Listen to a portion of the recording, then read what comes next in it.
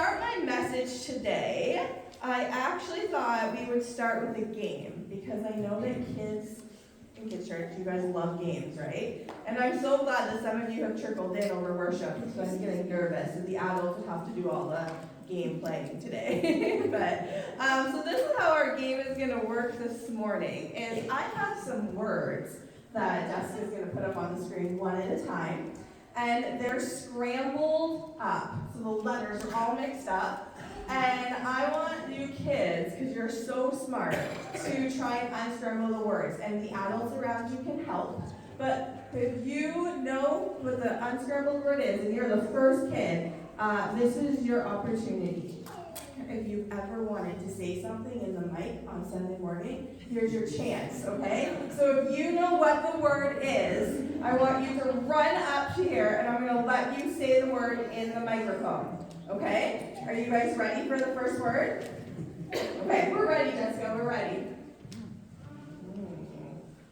Oh, someone else. What is it? People. People! Good job! Okay. Sweet. Okay, what's the next word? This one's hard. I wondered if I tried to make them really hard. Oh, do we have a guess? Okay, what is it? Places! Good job! Okay, next one. This one's really hard. Oh, I got the adults thinking too.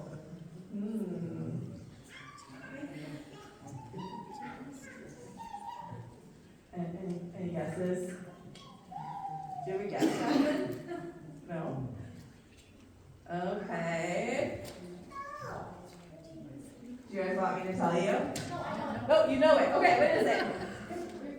Routines. Okay, so people, places, routines. Okay, what's the next one?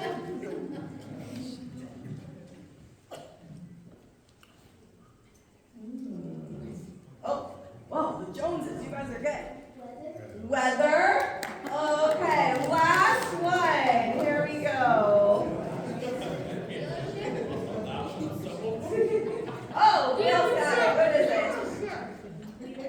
Leadership. Okay, awesome. So we're going to put those words all together. The next slide has all of them up there. Okay, here's the bonus round. Now, you don't come to the mic for this one, kids. We're going to stay in our seats for a minute here. But look at these words, and I want everyone in the room to think about something these words have in common. There's probably a few things, but there's one big thing that kind of is the theme of our morning today.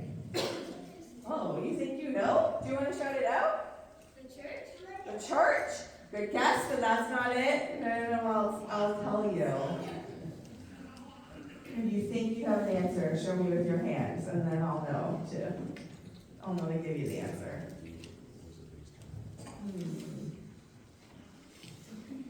It's not an obvious one. What these all have in common is that they change.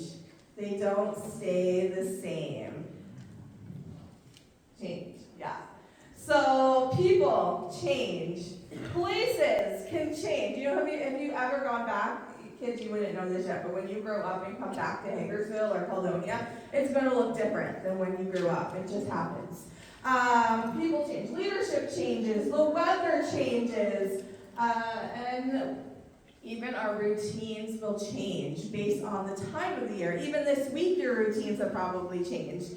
But all of those things change. And there's so much more that we can add to the list, right? You can think of places or things that change, right? Like TV shows change. Your favorite TV show changes. Your favorite song might change. Your family changes. Like time changes. The calendar changes. Like today, we're in the midst of change because we're going from one year to a new year. We're going from 2024 to 2025. 2025. So we're even in this moment in the midst of change. And I'll be honest with you, change is not my most favorite thing. I don't know, it's like, does anyone know your life change?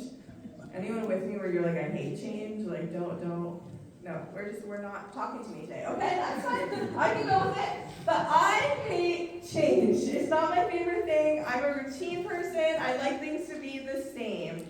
And this time of year, when I'm entering a new year, I always have mixed emotions. There are years where maybe the past year was difficult. And I'm like dreading a new year because I don't know what it's going to bring. Like, it could be good, it could be bad. I don't want it to be worse than the year I just had. Maybe that resonates with some of you. There have been years that have been really good, and I'm like excited about, the new year. Like, the next year's gonna be even better. And then I've had years, even like this year, where I'm walking through situations that aren't gonna change just because the calendar year changes. And I'm tired. And I really could care less if it's a new year. I just wish the situation I was in would change.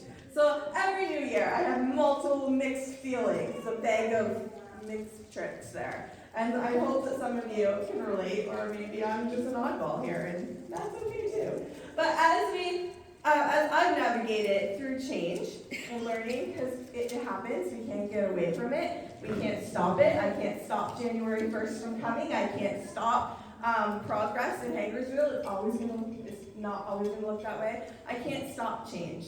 So as I journeyed and learned how to navigate change, I've heard mental health professionals say that one thing that helps is finding things you can hold on to that aren't changing. And I thought, what a great piece of wisdom for us as a church to take into 2025. And so we're going to look at some scripture today. And as we dig into the scripture, I want us to ask the question, what are some truths that from this scripture that we can hold on to as we face the change of a new year? Or just changes in general. What are some truths? What are some unchanging truths that we can hold on to that aren't going to change, no matter what else changes around us? So, if you have your Bibles with you, I encourage you to open up to Joshua chapter 3. And kids, while the handouts are opening up, when you came in, you should have been given a piece of paper on it. And some of you may have got super eager and already drew the pictures, and that's okay, you can draw more. But as I go through the message, I'm going to tell you different things I want you to draw in your little boxes, okay? So be prepared, be ready. And so we're going to look at Joshua chapter 3. And just really quickly, so we're all on page, as we open this chapter, leading up, I chose this chapter because the people of Israel are in the midst of change. They have been wandering the desert for 40 years up until now, and it's now time to enter the promised land.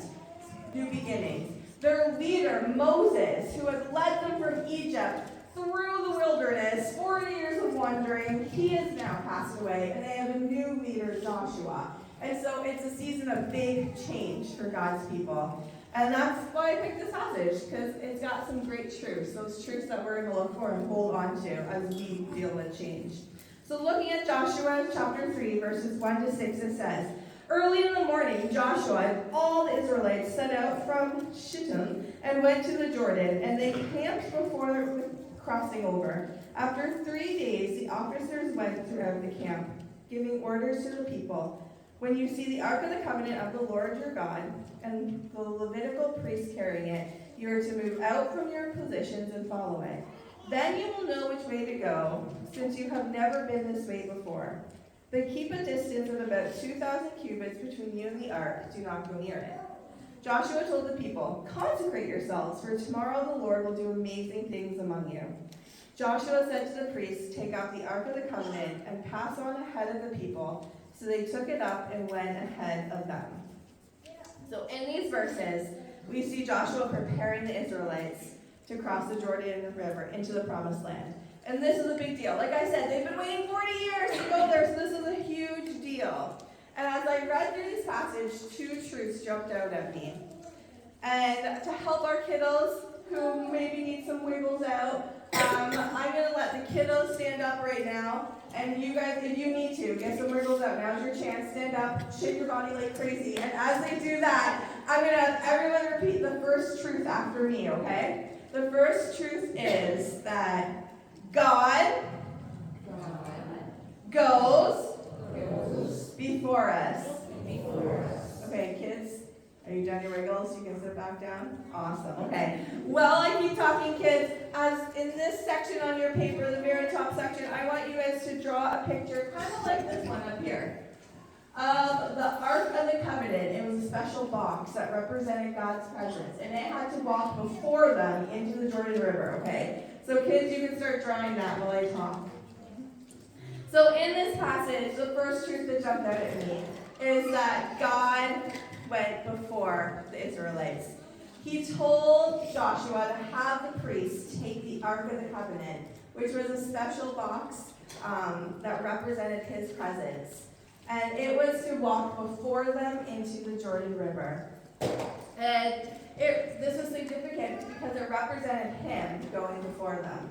But the amazing thing is that not just in that moment did God go before Israel, he had already gone ahead of them. Long before this time, God had gone ahead of them. If you look in the previous chapter,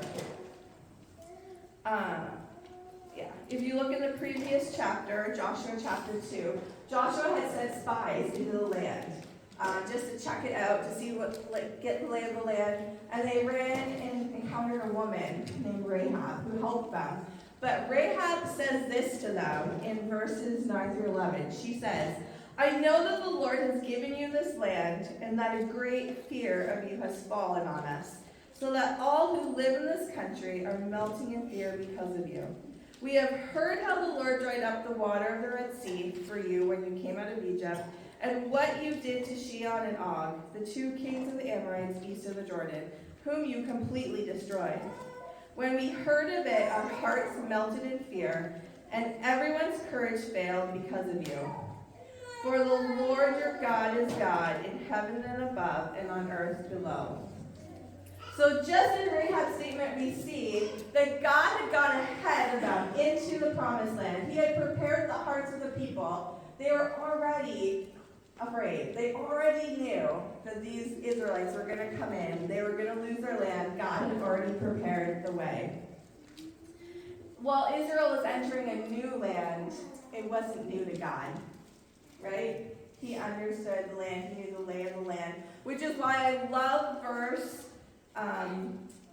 chapter 3, verse 4, when it says, then you will know which way to go, since you have never been this way before. And I understand that from a leadership perspective, that was probably a practical statement, as Joshua and the leaders are preparing to get hundreds of people, thousands of people across into a new land. You know, they had to give some direction, this is how you go. You can't just have everyone doing their own thing. But I believe there's a great spiritual significance there too. God had already been there. He knew where to go, and all they had to do was follow him. And so for us, as we enter a new year, I believe that applies to us as well. That as we enter a new year, as we enter change, we can stand on the truth and the promise that God has gone ahead of us. He already knows the lay of the land. He knows what 2025 holds. He knows the good, the bad, and the ugly, and he will be with us through it all. And he's gone ahead of us to make a way for us. We can trust him.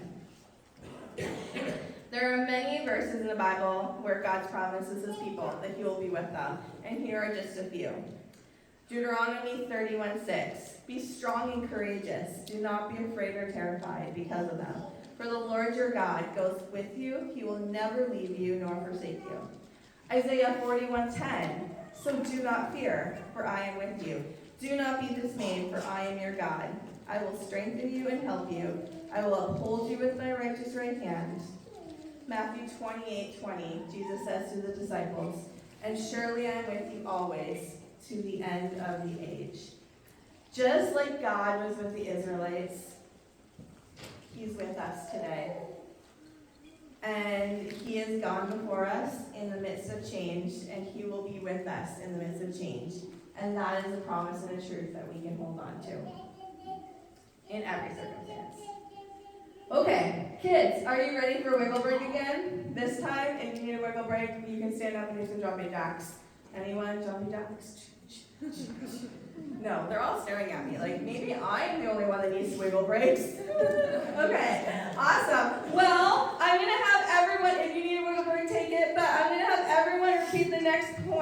next truth after me. Here it goes. God will do great things. We read earlier in chapter 3, verse 5, Joshua told the people, consecrate yourselves, for tomorrow the Lord will do amazing things among you. Then, if we jump down to verse 14 to 17, it says, so when the people broke camp to cross the Jordan, the priests carrying the Ark of the Covenant went ahead of them. Now the Jordan is at flood stage all during harvest, yet as soon as the priests who carried the ark reached the Jordan and their feet touched the water's edge, the water from upstream stopped flowing. It piled up in a heap a great distance away at a town called Adam in the vicinity of Zarephath. Well, the water flowing down from the Sea of Arabah, that is the Dead Sea, was completely cut off.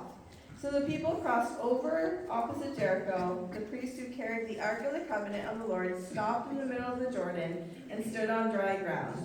While all Israel passed by the way, the whole nation had completed the crossing on dry ground. Okay, kids, in your next box, you can draw something like this. The people crossing through the river. Okay? That's your next task. Okay.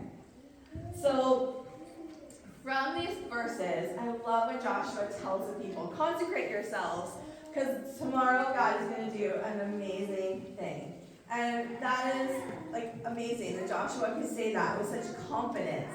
He could say it with confidence because God had told him he would provide and do for them. Joshua could also say with confidence because he had seen God do it before. Joshua was there when God parted the Red Sea. He was there when God did miracles in Egypt, sent the plagues to get them out of Egypt. He was there when God sent water out of a rock, when he stopped their sandals from wearing out in the desert, when he helped them defeat enemies. Joshua had seen God do amazing things, and so he knew that God would do them again. So when God said, Joshua, I'm going to do amazing things tomorrow, I'll take care of you, Joshua could say with confidence, yeah, God is going to do amazing things. I've seen him do it before, he'll do it again.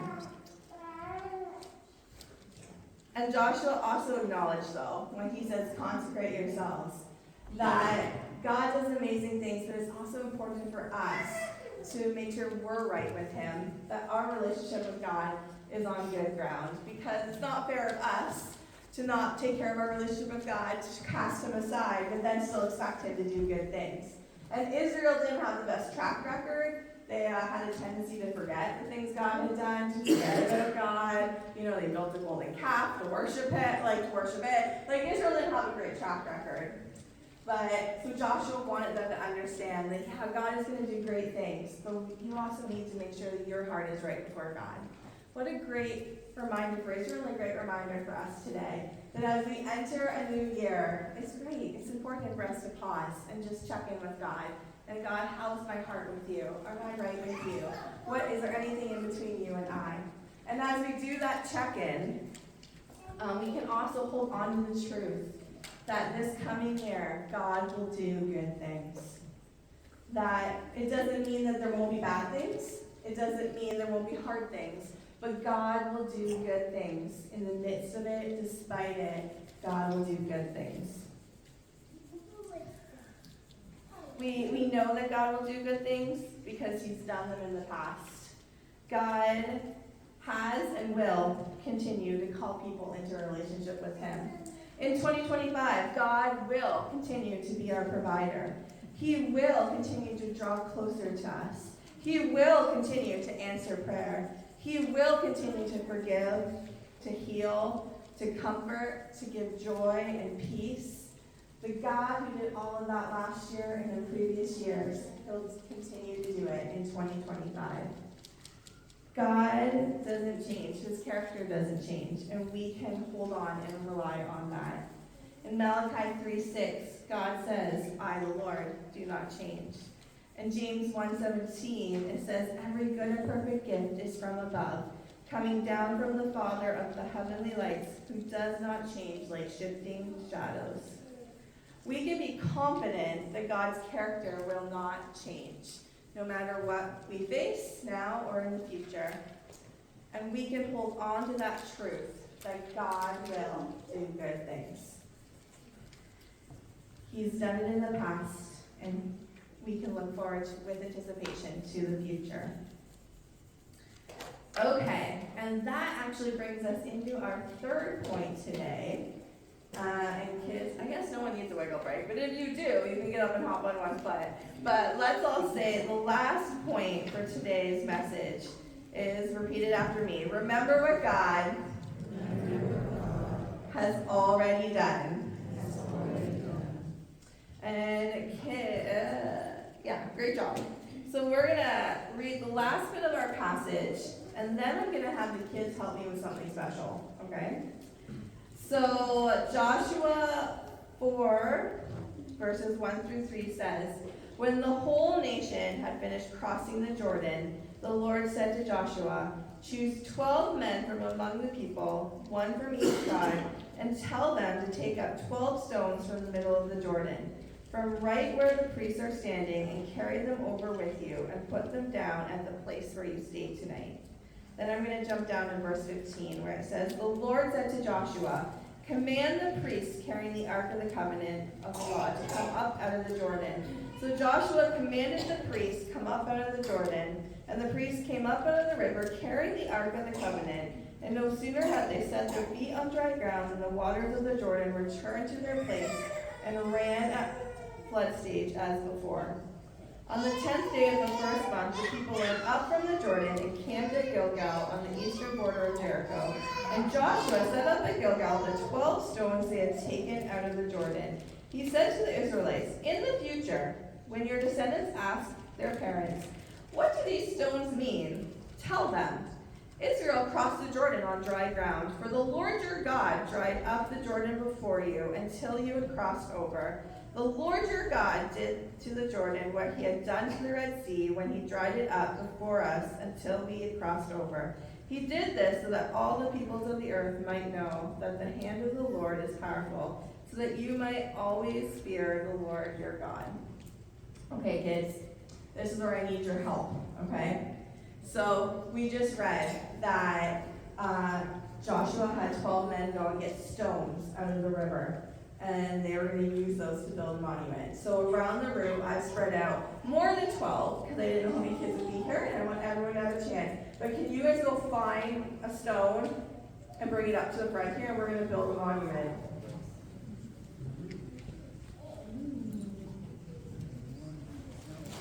Oh, look, they've already scoped it out. You probably were wondering, why were these paper bags at the back of the church today, eh? Yeah, bring them up, bring them up. Let's build a monument where everyone can see, right here. Just don't step on any wires, but right here on the steps, we'll put our stones, okay? Yeah, perfect. Yeah, you can pile them on top of each other. Okay, sweet, sweet. Okay, so nice and neat. Thank you. Okay, so we have some stones here, and God told Joshua to do this for a couple reasons. The first reason is because he, again, as I said, Israel had not a great track record for remembering. They had memory loss. I mean, it's our human nature. We all forget things, right? We forget what we ate for breakfast this morning. We forget, I don't know, you forget what you got for Christmas, and that was just 3 days ago, right? We all forget things, and Israel was the same. And so God wanted them to remember what he had done so that they could remember he would do it again. Oh, do we have a couple more rocks? Yeah, bring them up. That's okay. Oh, yeah. You can put them right here. Thank you, girls. See? Awesome. So God wanted Israel to have something visual to remind them of what he had done. Yeah, do you want to put them right on top of here?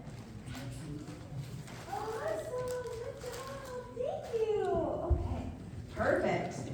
So this visual, so that whenever their children or anyone else looked at the pile of rocks and said, "What are these?" they could tell them, "Oh, these remind us of how God dried up the Jordan River when it was in flood stage." I forgot to mention that. That means it was like even more water than usual, right? So it was an even greater miracle. Yes. I don't know what's happening over there. But God, he we said, tell people what those mean. This is what God did. He did a miracle for us, and he can do it again. And also, God knew that it was important for them to pass that along to the next generation, so that when their kids asked, they could tell them, oh yeah, God did this for me, and he can do it for you. It's so important to pass those truths on to our next generation. And I think that just like Israel needed these reminders, it's important for us today to stop and take note and have reminders of what God has done for us. It doesn't mean that we have piles of rocks in our front yard. I mean, well, this is a great look at. Maybe one of you wants to take that home today and put it in your front yard. But we don't always have to have piles of rocks. But it's important for us to have things or to do things to remind us of what God has done. For me, I do it in a few different ways. It depends on the season. I have a Christmas ornament, for example, from 2015, that on the back it just says faithful. Because that was a really hard year for me, and God proved himself faithful. So every time I hang that ornament on the Christmas tree, I remember how God helped me and walked with me that year. I have a ring that I wear all the time. It's not a wedding ring. It's another ring. And on the inside, or on the outside, it's got footprints. And it's like, goes with the footprint program, or poem. And it reminds me again that God carried me through a hard season. I have a cross that hangs. Apparently I'm really visual. I have a cross that hangs in my car that a kid gave me, a student actually. And she was from a home where the parents were Hindu and Sikh. And just not a church home. But she gave me this cross, and it's a reminder to me of the reason why I do what I do, so that others can hear about Jesus and how God had brought her into our program. I have journal entries from when I was a teenager and a kid that I sum, not all the time, but occasionally it's fun to look back and read. And even little ways that God answered my prayers when I was a kid. There's songs that remind me of moments in my journey with Jesus. But whatever it looks like, it's important for us to have these things that remind us of what God had done. And so I think it's really fitting for us as we wrap up 2024 and look towards 2025. It would be really fitting for us to just take a moment now to think about, what did God do in 2024? Where was God present in your year? For me, if I were to build an actual monument and put words on my stones, one of the rocks might say, provider, because God provided for me in some pretty amazing ways during a season in between jobs and unemployment, and God provided. There would be another rock that would say healer, comforter, because he helped heal some inner hurts I've had, and he brought me into a new season. There would be another rock that would say good, because God brought me here, and this is such a beautiful season, and I'm so happy to be here, and it's just so great. And so that rock would say good. There would also be a couple rocks that would say sovereign, comforter, because he is currently walking with me through a pretty hard loss and a season of grief. And for all of those rocks, when I think about those words and what he has done, that's what he did for me in 2024. And even though some of them might still be painful to talk about, I'm excited because I know that there will be opportunities for me in the future, in 2025 and beyond, to share what God did with others, just like Israel shared, and so that other people can hear what God did for me and believe that he can do it for them. And so I wanted us just to end today and just think about, what would your rock say? What did God do for you in 2024? How did he show up? And I'm actually, Laura, do you mind just let me play something quietly on the keys? And while she plays, I thought, this is something we often do in kids' church. I don't know why it's something we do, but often we have kids write things on rocks. So I thought that was really fitting with our story today. And so I just want to encourage us, just as Laura's going to play some quiet music, and just to think about what did God do for you in 2024? And if you want, I have some rocks and markers. You can come grab one and write a word on it. But the bigger focus is I'd really like us to take some time to pray with each other. So families, I encourage you, if you're here with your family, to get with your kids' parents and talk about, like, hey, maybe what was something hard that God helped us through? Or what was something really good that God did for us this year? And talk about it as a family. Maybe write it on some rocks, and then take some time to pray for the next year. If you don't have a family, grab a friend. Or maybe you're like, Pastor Kim, I really don't like praying with people. Okay, pray by yourself. That's okay too. But whatever it looks like, I just want to encourage you, grab a rock and take a moment to just look back to 2024, thank God for what he did, and pray over this coming year.